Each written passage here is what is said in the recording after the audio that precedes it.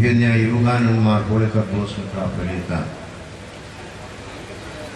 ആശംസാ പ്രസംഗങ്ങൾ നിർവഹിക്കുന്ന ബഹുമാനപ്പെട്ട മലങ്കര സഭയുടെ വൈദിക ട്രസ്റ്റി ഡോക്ടർ ജോൺസ് എബ്രഹാം കോനാട്ട്, മലങ്കര സഭയുടെ association secretary doctor George Joseph, വേദിയിൽ സന്നിഹിതരായിരിക്കുന്ന വൈദിക ശ്രേഷ്ഠരെ, ഈ സമ്മേളനത്തിൽ സംബന്ധിക്കുന്ന വൈദിക ശ്രേഷ്ഠരെ, ബഹുമാനപ്പെട്ട സിസ്റ്റർ, പ്രിയപ്പെട്ട മാതാപിതാക്കളെ, സഹോദരി സഹോദരങ്ങളെ, വളരെയധികം സന്തോഷത്തോടുകൂടിയാണ് ഞാനിവിടെ നിൽക്കുന്നത്. 2012 കുടുംബ സമാഗമം ഭദ്രാസന ദിനം ആചരിക്കുമ്പോൾ 1991 ഭാഗ്യസ്മരണാർഹനായ എൻ്റെ മുൻഗാമി ജോസഫ് മാർ ബാർത്തോമിയോസ് മെത്രാപ്പൊലീത്തായെ ഒരു നിമിഷം സ്മരിക്കുകയാണ്. കണ്ടനാട് ഭദ്രാസനത്തിന് വളരെ സങ്കീർണമായ പ്രശ്നങ്ങൾ ഉൾക്കൊള്ളുന്ന ഒരു കാലഘട്ടത്തിൽ ഈ ഭദ്രാസനത്തിന് ശരിയായ ദിശാമാർഗം കാണിച്ചു കൊടുക്കുകയും ഭദ്രാസനത്തിന് ആവശ്യമായിരിക്കുന്ന ആരാധനാലയങ്ങൾ പുതുതായി സൃഷ്ടിക്കുകയും ജനങ്ങളെയെല്ലാം ഓർത്തഡോക്സ് സഭയുടെ വിശ്വാസത്തിൻ്റെ ഒരേ ചരടിൽ കോർത്തിണക്കിക്കൊണ്ട് പ്രവർത്തിക്കുകയും ചെയ്ത അദ്ദേഹം വളരെയധികം സാമൂഹ്യ സേവന പ്രവർത്തനങ്ങൾക്ക് മുൻതൂക്കം നൽകിയ ഒരാളാണ് എന്നതുകൊണ്ടാണ് ആ സ്മരണ.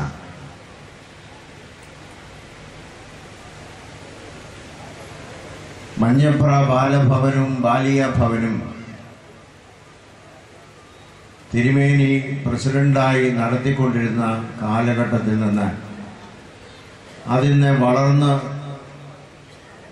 73 പാവപ്പെട്ട പെൺകുട്ടികൾക്കും 30-ലധികം പാവപ്പെട്ട ആൺകുട്ടികൾക്കും അഭയമരുളുന്ന സ്ഥാപനങ്ങളായി വളരുവാൻ സാധിച്ചു.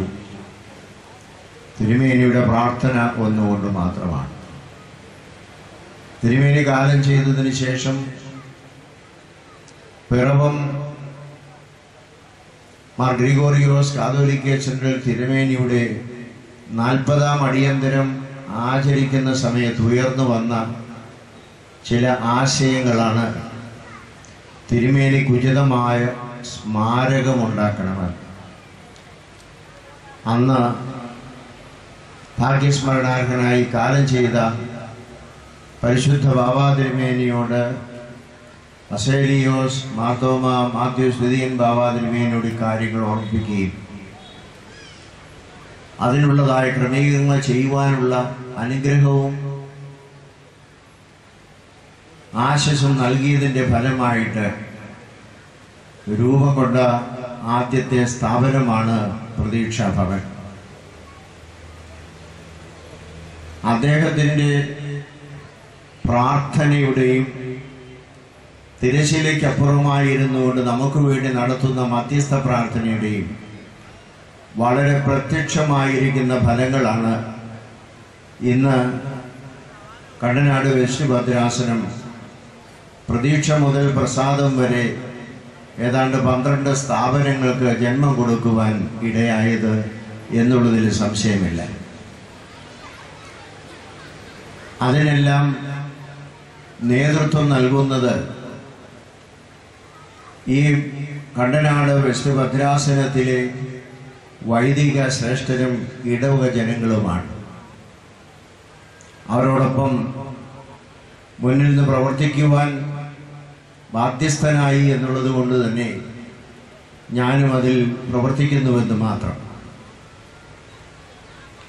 ഇന്ന് ഇവിടെ നടക്കുന്നതായ കുടുംബ സംഗമവും ഇതുവരെ ഈ 12ഓളം പ്രസ്ഥാനങ്ങൾ നടത്തിക്കൊണ്ടുപോകുന്നതിലും ഈ ഭദ്രാസനത്തിൻ്റെ വൈദികരും കുടുംബങ്ങളും നൽകുന്നതായ സേവനങ്ങൾ ഒരുപക്ഷെ മറ്റ് ഭദ്രാസനങ്ങൾ ഒന്നും തന്നെ അറിഞ്ഞിട്ടുണ്ട് എന്ന് ഞാൻ വിചാരിക്കുന്നില്ല.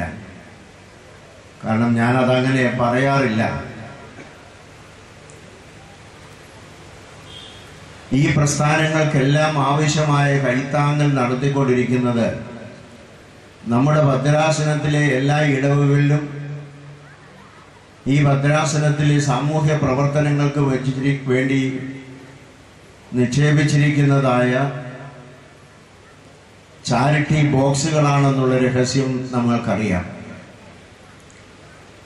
എല്ലാ വർഷവും ഒരു പ്രാവശ്യം വീതം ഈ ഇടവകളിലെ ചാരിറ്റി ബോക്സിൽ നിന്ന് ലഭിക്കുന്ന തുകയും വരുമാനവും വളരെയധികമാണ്. അതുപോലെ തന്നെ നമ്മുടെ എല്ലാ സ്ഥാപനങ്ങളും, പ്രത്യേകിച്ച് പ്രതീക്ഷ, പ്രശാന്തി, പ്രത്യാശ, ഈ 3 സ്ഥാപനങ്ങൾ പ്രത്യേകിച്ചും, അതുപോലെ പ്രമോദം അന്നദാന പദ്ധതിയിലും എല്ലാ തരത്തിലും ദിവസവും ഓരോ കുടുംബങ്ങളിൽ നിന്ന്, ഈ ഭദ്രാസനത്തിൽപ്പെട്ട ഓരോ കുടുംബങ്ങളിൽ നിന്ന് വിരുന്ന് സൽക്കാരങ്ങൾ നൽകുന്നുണ്ട്. അത് അവരുടെ മക്കളുടെ ജന്മദിനത്തിനോ വിവാഹത്തിനോ അല്ലെങ്കിൽ മാതാപിതാക്കളുടെ ഓർമ്മദിനത്തിനോ എന്തെങ്കിലും ഓരോ കാര്യങ്ങൾക്കായിട്ട് ഇവിടെ നൽകുന്നു എന്നുള്ളത് ഈ പ്രസ്ഥാനങ്ങൾ നടത്തിക്കൊണ്ടു പോകുന്നതിൽ വളരെ സഹായകമായിട്ടുള്ളതാണ്. മാത്രമല്ല, സമ്പന്നരായിരിക്കുന്ന ആളുകൾ ഈ ഭദ്രാസനത്തെ സംബന്ധിച്ചിടത്തോളം വളരെയധികം ദാനശീലരും കൂടിയാണ് എന്നുള്ളത് ഞാൻ എടുത്തു പറയട്ടെ. സമ്പന്നരായിരിക്കുന്ന ഈ ഭദ്രാസനത്തിലെ ആളുകളിൽ പലരും ഒരു പേര് പറയാൻ ആഗ്രഹിക്കാത്തത് കൊണ്ട്, അത് പറയരുതെന്ന് പറഞ്ഞിട്ടുള്ളത് കൊണ്ട് ഞാൻ പറയുന്നില്ല, ഓരോ മാസവും 1000 രൂപ വീതം, 5000 രൂപ വീതം, 10000 രൂപ, 20000 രൂപ എന്നിങ്ങനെ പല കണക്കിൽ ഓരോ മാസവും സ്ഥിരമായി ഈ ഭദ്രാസനത്തിൻ്റെ പ്രവർത്തനങ്ങൾക്ക് നൽകുന്ന സമ്പന്നരായ ആളുകൾ ഈ ഭദ്രാസനത്തിനുണ്ട്. സാധാരണ പറയും സമ്പന്നർ ദാനശീലരല്ലെന്ന്. എന്നാൽ എന്നെ സംബന്ധിച്ചിടത്തോളം ഈ ഭദ്രാസനത്തിലെ സമ്പന്നരാണ് വലിയ ദാനശീലരായി നാം കാണുന്നത്. അതുകൊണ്ട് ചെറിയ തുകകൾ തരുന്നവരാരും ഔദാര്യമതികളല്ല എന്നല്ല, അവരൊക്കെ അവരവരുടെ കഴിവനുസരിച്ചെല്ലാം ചെയ്യുന്നുണ്ട്. ഇതിനു പുറമെയാണ് നമുക്ക് വിദേശ ഇടവുകളിൽ നിന്നും മറ്റ് ഭദ്രാസനങ്ങളിൽ നിന്നും ഒക്കെ നല്ല സഹായങ്ങൾ കിട്ടിക്കൊണ്ടിരിക്കുന്നത്. ദൈവത്തിൻ്റെ കൃപയാൽ ഈ ഭദ്രാസനത്തിലെ ആളുകളുടെ ആ താല്പര്യവും അതിലുള്ള സമർപ്പണവുമാണ് പ്രസ്ഥാനങ്ങൾ തുടങ്ങുകയും കൂദാശ ചെയ്യുകയും ചെയ്യുന്നതുമൊക്കെ അങ്ങനെയുള്ളതായ ഭദ്രാസന ദിനാചരണം 95 നമ്മൾ തുടങ്ങിയത് ഈ കഴിഞ്ഞ 3 വർഷത്തിന് മുമ്പിൽ വെച്ച് നമ്മൾ നിർത്തി.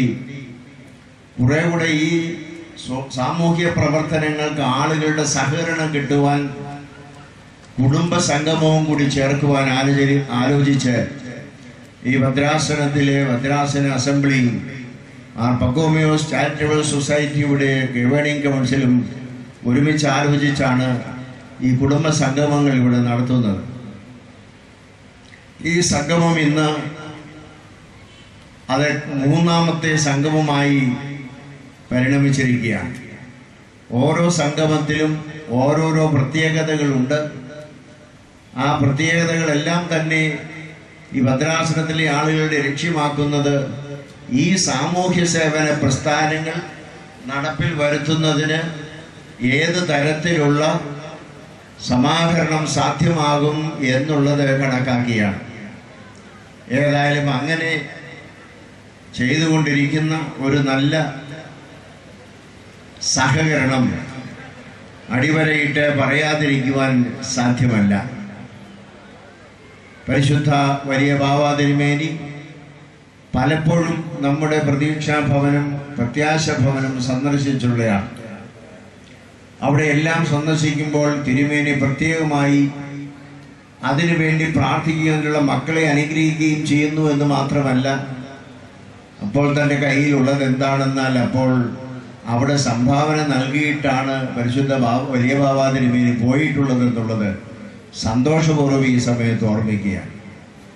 അങ്ങനെ ഈ പ്രവർത്തനങ്ങളെ എപ്പോഴും സഹായിക്കുകയും അതിനു വേണ്ട ഉത്തേജനങ്ങൾ നൽകുകയും ചെയ്ത് ഈ പ്രവർത്തനങ്ങൾക്ക് വേണ്ടി എപ്പോഴും നമ്മെ സഹായിച്ചിട്ടുള്ള പരിശുദ്ധ ബാബാ തിരുമേനി ഈ സമ്മേളനത്തിൽ വന്നു എന്നുള്ളത് അദ്ദേഹത്തിൻ്റെ പ്രായത്തെയും രോഗത്തെയും ഒക്കെ കണക്കാക്കാതെ ഇവിടെ വന്നു എന്നുള്ളത് നമ്മോട് കാണിക്കുന്ന വലിയ സ്നേഹവും കരുണയുമാണ് എന്ന് എടുത്തു പറയേണ്ടതില്ല.